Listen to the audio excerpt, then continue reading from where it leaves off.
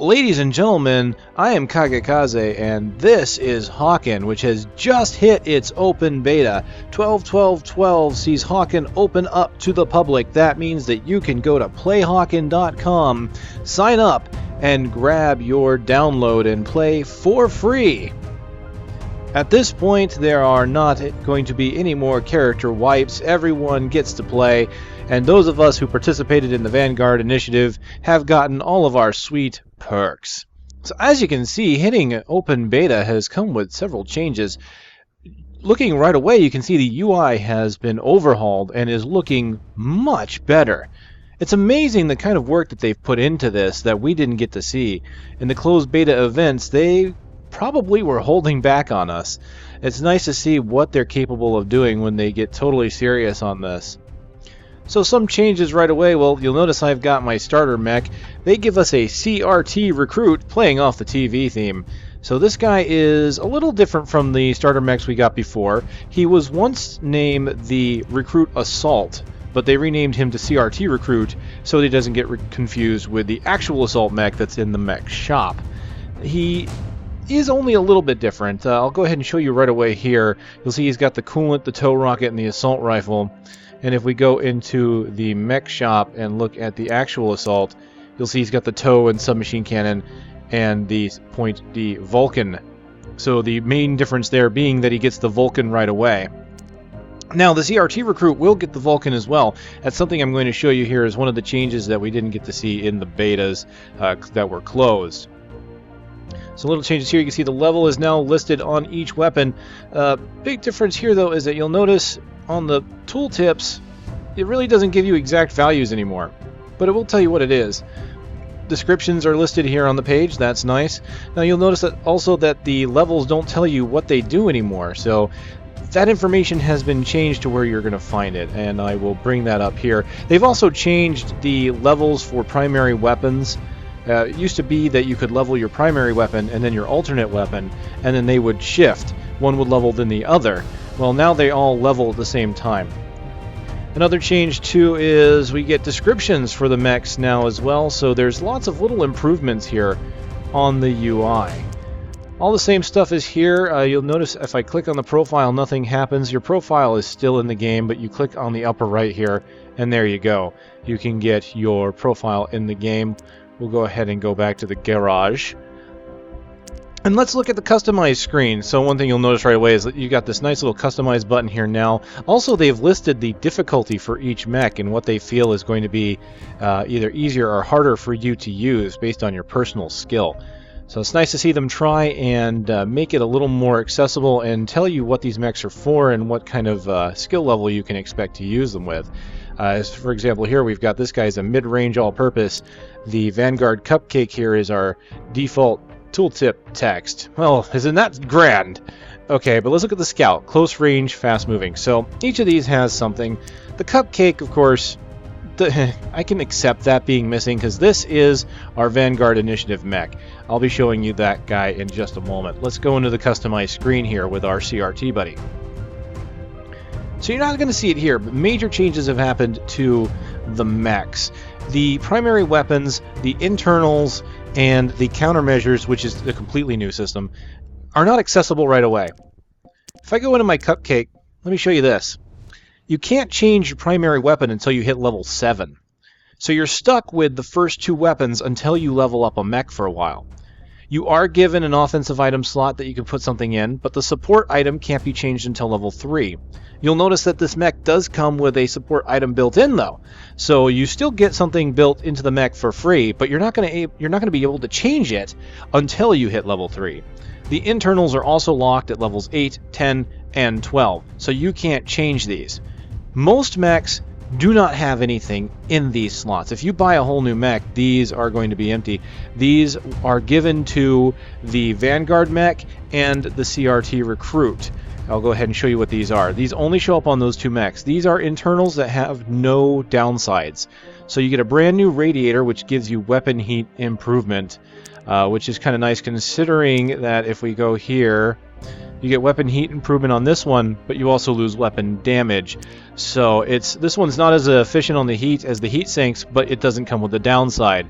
None of the starting items do. You've got the brand new radiator, brand new cage, and brand new regulator.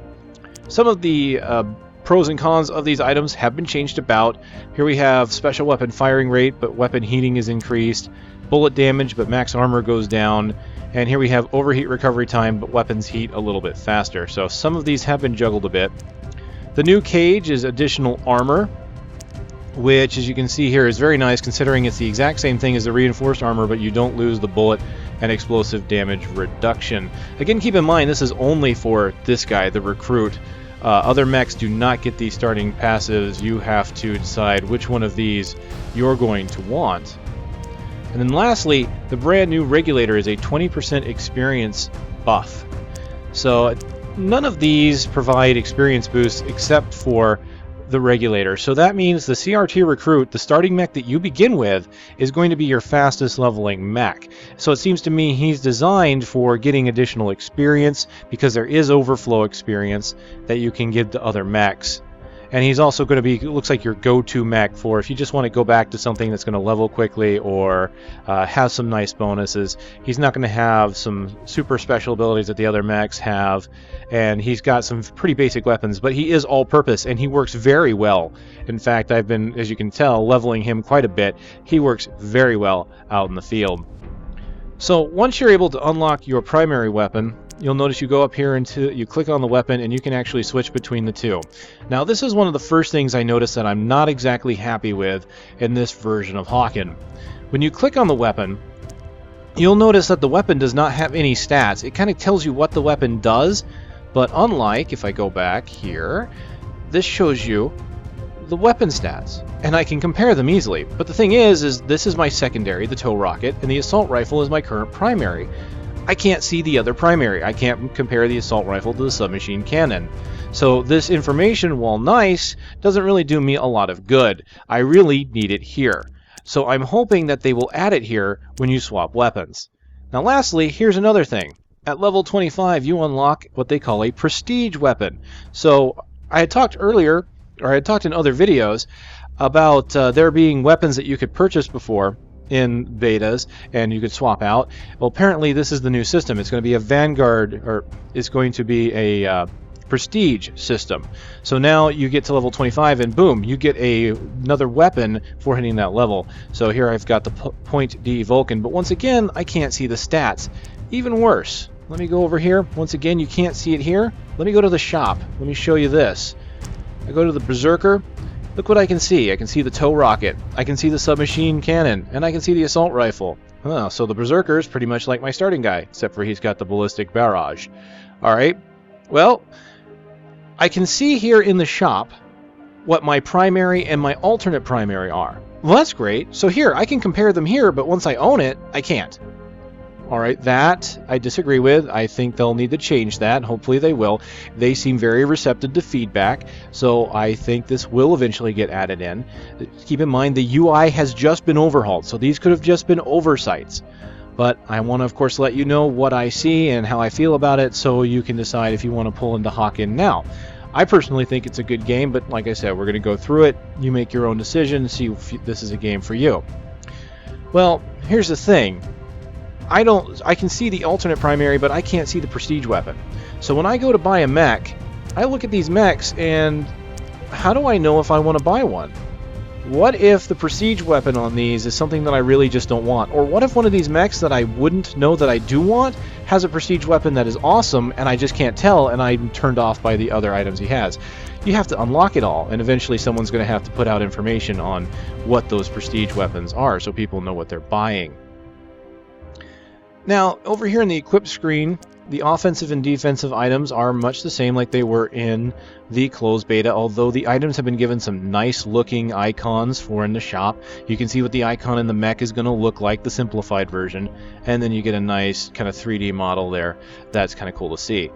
This is new. This is the countermeasure system. This was added without really any word to anybody until the game went into open beta. And I'm going to already state that I have just a little bit of a misgiving about this. Alright, here's what this does. Every mech has a countermeasure. These have charges on them. So let me close that again. you can see this has 16 uses. This is universal. If I put on the battery charge here and close it, you'll see it still says 16 uses. So it's not that I have to buy each one of these. I basically have to pick which countermeasure I want, and then I automatically have that number of uses. Here's what they do. The extinguisher automatically cools down your weapon systems if you overheat. So this gives you a one-time advantage of you overheat, well, now you're not overheated anymore. You've been extinguished, you can keep firing. I believe this to be very similar to the CRT Recruit special ability of weapon coolant. You have a battery charge that automatically powers you back up if you've been hit by an EMP. And you have a D-Scrambler, which automatically counters the effects of the radar scrambler. This is why I'm not exactly sure I like these yet. I'm reserving ultimate judgment for the time being. However, these items look very close to just being able to kind of purchase advantages. Now, I say that, but as of right now, if you go to restock, you can't spend Meteor credits. So the only way you can buy these is with in-game cash. And as you can see, 100 uses takes 10,000 credits. 50 uses takes, of course, 5,000. 10 is 1,000. So 10 is a decent amount. Now keep in mind that these countermeasures only work once per life. Okay, so that's a good thing. So I only get to be extinguished once per life. I can only absorb one EMP per life. But there is the thing. If I have an EMP and I bought that for my mech and I want to use that in combat, I want to know it's going to work. I spent good money on that EMP. I don't want someone to be able to just counter it. It doesn't give a very good, or it doesn't give a very long advantage. It's, well, in combat, in the heat of combat, it can be a massive advantage. But they can still move. All right? So avoiding EMP or getting hit by EMP, that's one of those things you have to watch out for. The D-Scrambler, that one I can kind of understand, as you can put down a radar scrambler and they're not exactly easy to find. Someone can put them in a corner, you may not know where it is, and that's not exactly a huge advantage, although being able to see enemies on the radar can be helpful if you're thinking tactically. So, and especially if, like say I put down a scrambler and I think they're scrambled, well, they're really not, and it's really hard to tell if they've been descrambled. Now, I don't exactly know how that works. If they leave the radius of the scrambler and then come back in, will it no longer descramble it since it's supposed to be only one-time use? That I'm not sure. And each time it gets used, you lose one of these. So you live a life, let's say you use the extinguisher, my uses would go down to 15. It wouldn't happen again until I die, and then when I die, I would use another one, it would go down to 14. So right now, they seem pretty tame. I don't think they're going to be a major issue, but there's a precedent here that's being set for items that can be used to give you advantage that you can pay for. With other items in the game, such as your offensive items like the EMP, like the charges, you buy them, you always will be able to use them. They have a recharge time on them, and they don't offer like huge boosts. I mean, for example, the turrets pretty much die in one tow rocket hit. The HE charge is kind of just like having a grenade in any other game. They do a decent amount of damage, but you can only fire one every like 30 seconds or so. So these weapons are fairly balanced in their usage ability. They have a cooldown time, they aren't super powerful, but they are a great advantage if you can use them properly. Over here with these, you're basically paying for times to just completely nullify certain abilities. So as long as they stay kind of fairly tame, I don't think that's going to be a bad idea. But again, I'm just kind of reserving judgment until I see how it works. I haven't exactly used them yet because I haven't run across maybe but one person that was using EMP. And I haven't been too worried about the Scrambler. I'm going to probably give that one a shot. I'm going to try it out a bit, and as I play with it, I might come back and revisit this whole thing and let you guys know what I think. For now, I'd like you to kind of, take your own judgment, keep in mind what these things are. This right here, the Extinguisher, is I think one that might concern me the most, because weapon overheating and being able to get rid of that weapon overheat, even if it's only one time per life, that's a major advantage in battle. Now, of course, if you're smart, you're not going to overheat your weapon because you know that it takes longer to cool down that way than it does to use your weapon smart. But of course, if someone has one of these, then they know they're not going to overheat and they're just going to use it. And So a mech like my CRT recruit here would be able to overheat twice. He would have the extinguisher to save him, and then he would have his special ability. So again, it's kind of approaching territory that I'm not entirely sure I want to see in a game like this. They've been very adamant about not pay to win, and these things, at least right now, they're only usable with credits. So they could just be a credit sink, and it could be too early to tell, honestly, because as of right now, credits, they don't come too easily, so these things are going to get fairly expensive. So that could be where the balance lies. So again, here you have it, extinguisher, you have the battery charge, nullifies EMP, and the scrambler, which nullifies the radar scrambler. I would like to hear from you guys what you think of that, honestly. Come back to me with comments in the comments field, or if you want to email me at theshadowpost@gmail.com. I'm really interested to see what you guys think. And now, keep in mind, I'm very guarded about using the term pay to win. For example, in a game like Diablo 3, I don't believe that's pay to win, even though using items in the auction house give you an advantage. Those items drop in the world and anyone can get them. Now, in this case, anyone can get these as well because they only cost Hawken credits, but they do definitely give you a distinct advantage in a one-on-one fight for a charge, and it implies that you have enough money. So basically, it's the person with the greater amount of cash, and therefore the more playtime. So there is the thing. They would get a definite advantage.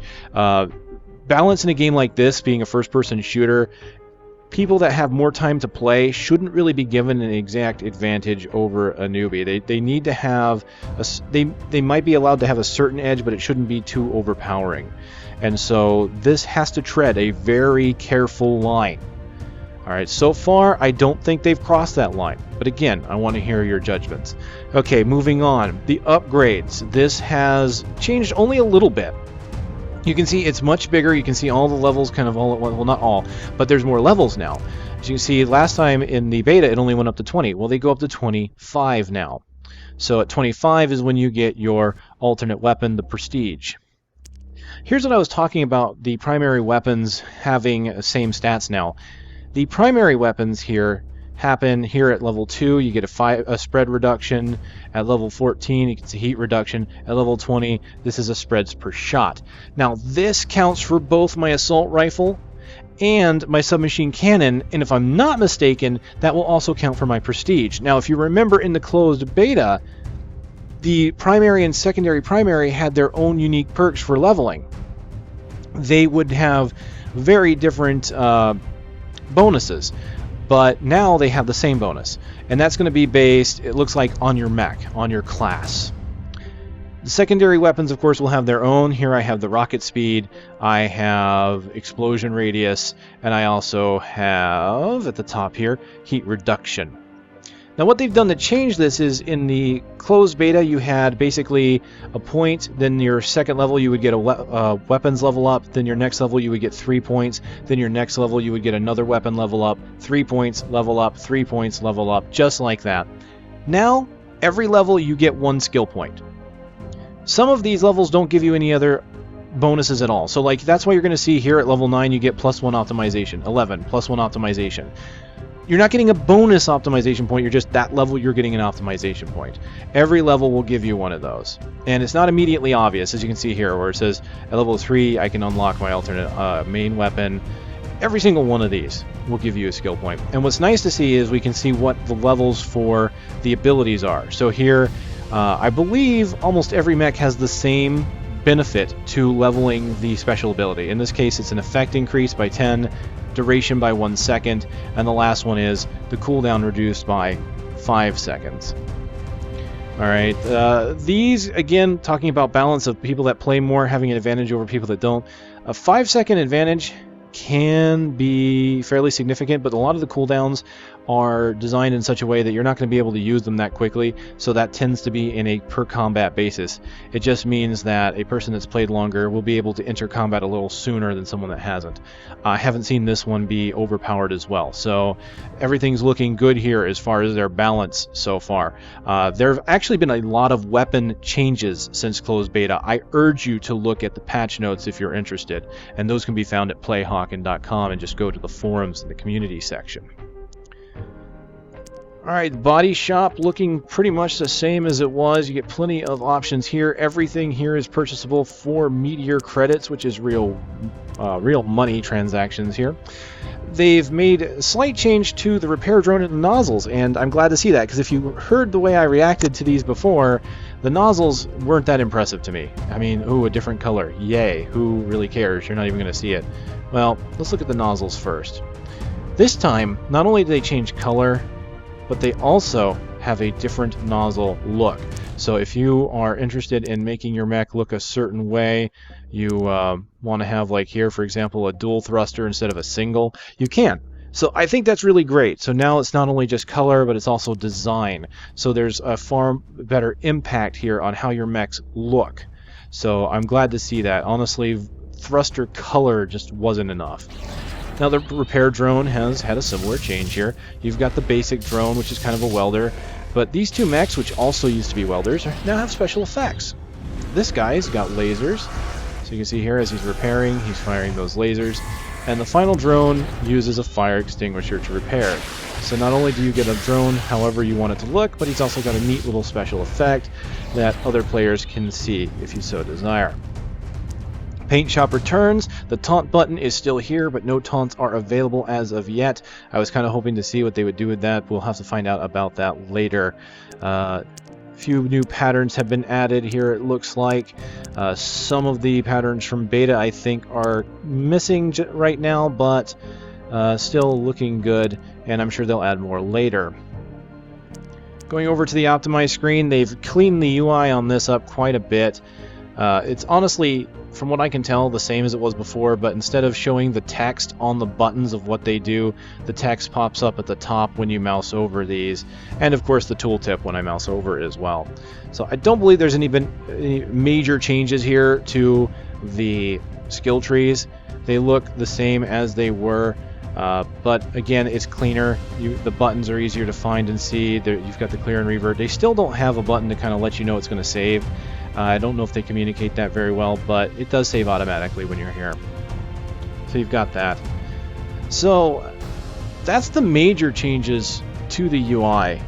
Let me go ahead and show you this guy. This is the prototype mech if you paid in a certain amount to the Vanguard initiative when the game still sitting in closed beta status. This guy is pretty neat. So what he is a heavy mech, obviously. He can convert to the defensive mode, which gives him increased weapon and item damage. So he's a lot like, what was that mech's name down here in the heavy side? Not the Grenadier, the Brawler. Much like the Brawler. Well, no, he had healing. Sorry, the artillery turret. He had the ability to do more damage when he went into that mode. So this guy does too. He's given a grenade launcher and a submachine cannon, so he's kind of somewhere between the Grenadier and an assault mech in a way. Unfortunately, I don't know what his prestige weapon is going to be. I have a feeling it might just be a point D Vulcan, to be honest. I've been hearing point D mentioned a lot when it comes to the prestige weaponry. Now, as you can see, he also has the brand new radiator cage and regulator, so this guy will level up fairly quickly. This mech has a few other things that other mechs don't have, and this is the next thing that I'm not exactly happy about when it comes to this part of the beta. They don't let you choose these items for other mechs. So like here I've got the cupcake chassis. I haven't seen yet if I could use the cupcake chassis for other mechs, but here's what I know I can't use on other mechs. I have the Pyro Hog, or PYR0 Hog, as my repair drone. I love this guy. He's cool. Oil, and check this out, fire. That's his repair. I want to use this guy on my other mechs, but I can't. He's limited only to this mech. And I really wish they would open it up. And the reason for that, now, well, I like heavy mechs, but not everybody does. The prototype mech, we weren't exactly told at first what type it was going to be, and I figured anything we got, such as this unique repair drone, would be used elsewhere, but unfortunately we can't. And the other thing is this. Let me show you this nozzle. This is really cool. You've seen the other ones here. I like each of these, but here's the Pyro Burn nozzle. Fire. Lots and lots of fire. I like that. I want those nozzles on another mech. Unfortunately, if I want those, I have to use this guy. And I think, honestly, since we pretty much paid for this mech, I would like to be able to use those special options on other mechs. Now, maybe this is an oversight. Maybe it's just not implemented yet. I don't really know, but I want to see that happen because I honestly like playing the lighter mechs. As much as I do like heavy mechs, but I want to go out in a light mech, and I want to be able to show off that I contributed. Now, the other thing is, you kind of look at the color scheme here. I admit, I don't exactly care for the camo, but if I want to show it off, I can. Here it is. This is the Vanguard gold. Because I got gold, I can also show you silver.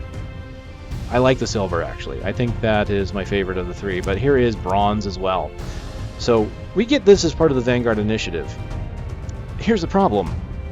I can only use these on this mech as well. The Vanguard color scheme here, this camo, is only usable on the prototype mech that you got as part of the initiative. I can't use it for any other mech. So these things, it seems really odd to restrict these to only this mech. And I'm hoping that this is just, again, an oversight or just something that's not implemented yet. Hopefully they'll take this as feedback and consider letting us use these items on other mechs. They're not going to give us any kind of an advantage. They are purely cosmetic, and they allow us to show our support for the game. I really see no reason not to let us use it. Just kind of showing off here the scale feature here. You can kind of put the saturation of the pattern here on using this scale, so that's pretty cool. I'm going to go ahead and let him stay silver. I think I like that. Okay, so that's pretty much it. I think there's just one more thing I want to cover here, and that is of the boosters here. If you were part of the initiative and you notice that your boosters weren't active and you click on them and it asks you for money, don't panic there. Check your email. You will have been given codes, and the reason for this is that they didn't want to just activate it right away in case you didn't start playing right away. So you go to your email, you get the codes, you have to redeem the codes at playhawken.com, but once you do, they get turned on immediately. The moment I put them on the page, they started showing up here. So that allows you to choose when you want to use those codes. Now here's the beautiful thing. I don't know about other levels, but as a commander level, I got not just the one code they promised, but two. So I've got 2 7-day boosters for both the Hawken points and the XP. So that's pretty cool. So lastly, if we go here into deploy, what you'll see is that training has been added. There is a tutorial for missile assault and siege mode if you're not sure how to play those. There is a walkthrough that pretty much is just a UI here that pops up and it will show you everything around the UI. So that's just kind of a minor thing to get you used to getting into Hawken. That will start the moment you start the game for the first time. And there's also a training mission, which is very basic. They had a training mission before in the second closed beta event, I believe, possibly the first, and then they took it out for future ones. So the training mission is back. You want to get used to the controls, there you go. Unfortunately, something that I thought they would add back in, they didn't, and that's the server browser. You have to use the matchmaking server. But hey, at least it looks better now. It's pretty cool. Have regional sort, so there is that. I do miss server browsers, mainly because it's not super easy to get in with friends right now still. You have to basically rely on your friends list here, which as you can see, that's been modified as well. It looks a lot nicer. But you can see you've got your friends, you can click on the friends, and then you can click join server. If the server's full, you'd have to keep trying. And since you have to join this way, you can't join as a group. So then you have to hope that people join in so you can switch teams if you want to play as a group. So there's really no group features right now. They haven't had any group features for the longest time, and it's something that I think is kind of on a lower priority as far as just getting the game out. So now that the game's out, they have time to work on things like this. So hopefully we'll see features like this joining as a group come into the game, because it is really, I'm going to admit it, is a kind of a pain right now to play with friends, especially since there's no server browser. We can't just say, okay, let's find an empty server and start filling it. We'll play against each other until people join. We can't do that. We have to use the matchmaking system, and it may put us in a full server. So again, this is feedback. I'm hoping they take this into consideration. Oh yes, I almost forgot. I'm going to go here into settings. My advanced video options are missing. And Why am I not happy with this? Well, because the film grain is still there. Now, it's not too bad. The game actually plays a lot smoother than it did in the closed beta events. I haven't noticed any real hiccups. During the closed beta events, even on maps that didn't have all textures in them, were still kind of, well, actually the ones with that didn't have textures were good. But some of the maps that were more detailed and given full textures, they weren't fully optimized, so they dropped frames, weren't super smooth. So having the film grain off kind of made it easier for me to kind of play and see things. You know, I don't care for film grain, to be honest, except for certain things. This is a futuristic game. You're in giant mechs. I want things to be kind of crisp and clear. That's the way I feel. That's the aesthetic I want.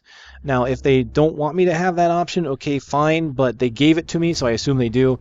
Unfortunately, the advanced options are just missing right now. We've seen this in the beta. We know they have some decent advanced options. They're just not here right now. So I'm not going to berate them for not having advanced options like every other PC games, because I know it's there. I just think it didn't get turned on for some reason.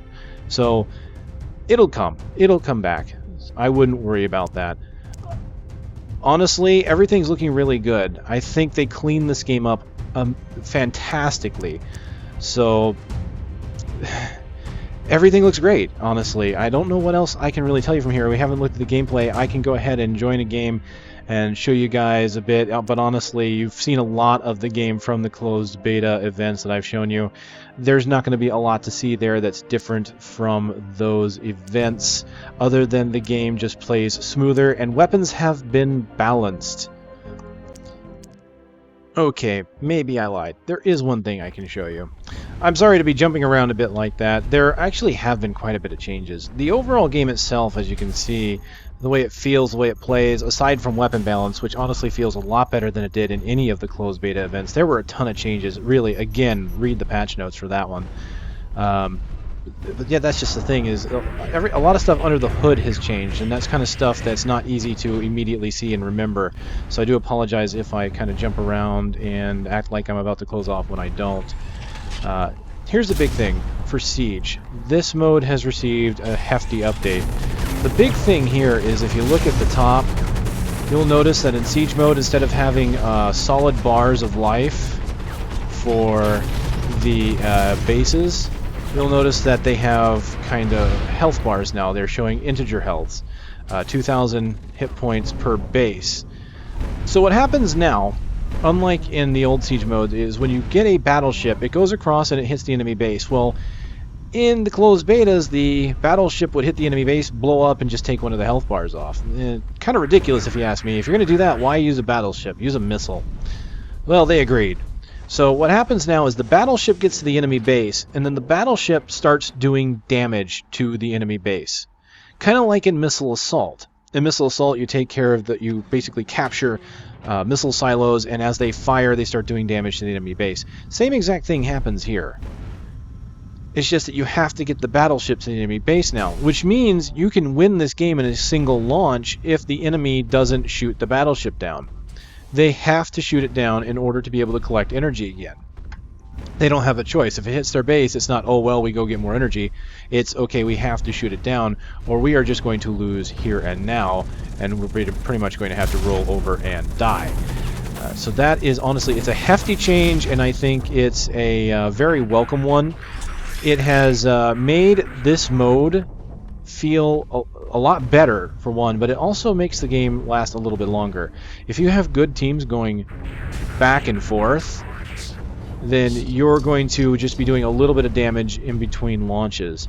And that is good news for everyone, because prolonged battles mean more points, mean more currency for everybody involved, both the attackers and the defenders.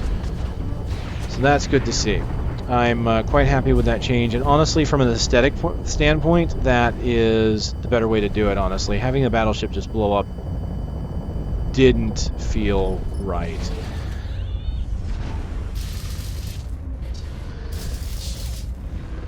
So this also puts meaning to being able to shoot the battleship down with your standard weapons. Your team will really have to focus on that.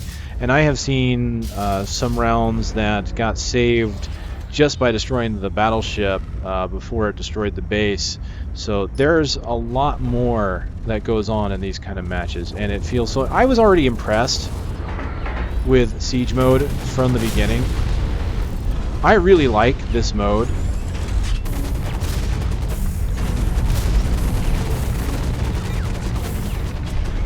And having these tweaks make it just feel that much better. It's all the more sweet, as it were. So lots of fun. I love this mode. I'll just go ahead and I will complete through this round, I think, and let you just kind of take a look at it. As you can see, it's just it feels much smoother. The map has been updated just a bit. There's a few more cosmetic features, such as that radio tower over there. So lots of cleanup. To the devs, you know, my hat's off to you. The game looks fantastic. I knew that a lot of hard work had been going into this game. It's really nice to see the actual fruits of the labor here, seeing the big changes happening here, the stuff that makes the game feel like a game. All the stuff that was in the background that made the game, you know, that gave you the gameplay mechanics was there and felt good. Now the game itself can finally shine with all the wonderful cosmetics and gameplay tweaks. So this is great. Again, everyone watching, if you're on the fence, or were on the fence about Hawken, maybe you still are, it has one of my highest recommendations here, really. I think this game is fantastic. It's a nice first-person mech shooter. It has some dodging mechanics and things like that that separate it from other games. You, of course, have the mech aesthetic. Everything looks great. Feels great. And you should get it. Darn it, it's free to play. Try it out. The starter mech feels good. As you can see, I'm playing it at level 2, and I'm able to do a decent amount of damage even to other mechs. So don't be intimidated that other players might have better mechs than you. It's not going to matter. If you've got the skills, or you've got the willingness to learn, or you work with your team like you should, then you're going to be just fine. This game deserves your attention. It deserves love.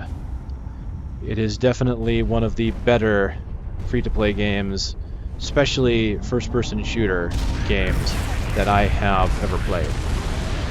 So there you have it. This is Hawken. Again, available at playhawken.com. I'm KageKaze. Enjoy the match. I'll see you next time.